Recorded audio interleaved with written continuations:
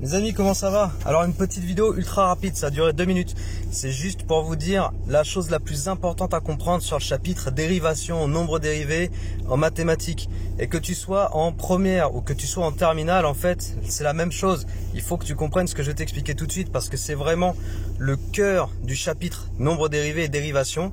Et ce truc-là dont je vais te parler, en fait, il a un impact, il a une conséquence sur plein d'autres chapitres. Évidemment, les chapitres de maths où tu vas faire de la dérivation, que tu sois en première, encore une fois, ou en terminale spé maths, ou maths complémentaires, tu vas faire des études de fonctions avec les dérivés et tout, donc c'est très important. Et tu retrouveras aussi ce dont je vais te parler en physique-chimie en terminale dans plein de chapitres comme la cinétique chimique, comme la mécanique, etc. Donc en fait, le cœur de du chapitre dérivation, c'est de comprendre qu'un nombre dérivé, c'est un coefficient directeur de tangente. C'est un truc que je répète constamment, j'en parle, je pense, dans la vidéo synthèse sur la dérivation. Je te mets le lien au-dessus de ma tête si tu veux revoir cette vidéo. Je t'en parle dans pas mal d'exercices, je pense, que j'ai fait sur le chapitre première spé maths de dérivation.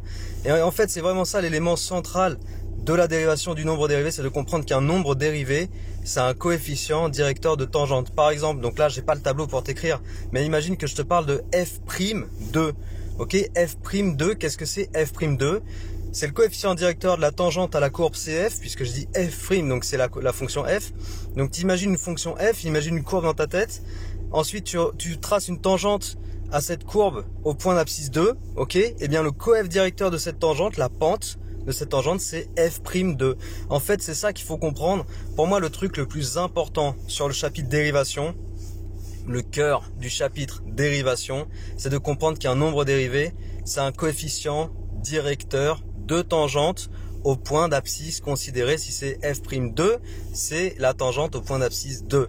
Pourquoi je te fais cette vidéo? Parce que je vois bien les blocages inhérents à cette, qui sont conséquents, pardon, à cette petite information qui manque à certains élèves.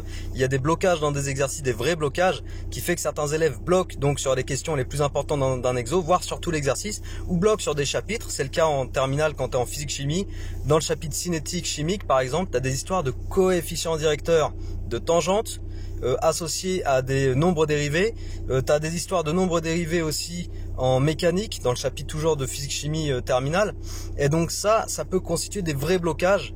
Et c'est dommage d'avoir ces blocages. Et moi, je vois bien que ces blocages, avec tous les élèves que j'accompagne, je vois bien que ces blocages, ils viennent du fait qu'il y a une mauvaise compréhension de ce qu'est un nombre dérivé. Donc je répète, 2 minutes 46, je répète pour finir la vidéo.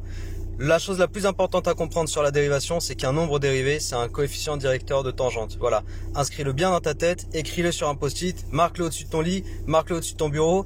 Un nombre dérivé, c'est un coefficient directeur de tangente au point d'abscisse A. Ok, f'A, c'est le coefficient directeur de la tangente au point d'abscisse A, la tangente à la courbe CF. D'accord?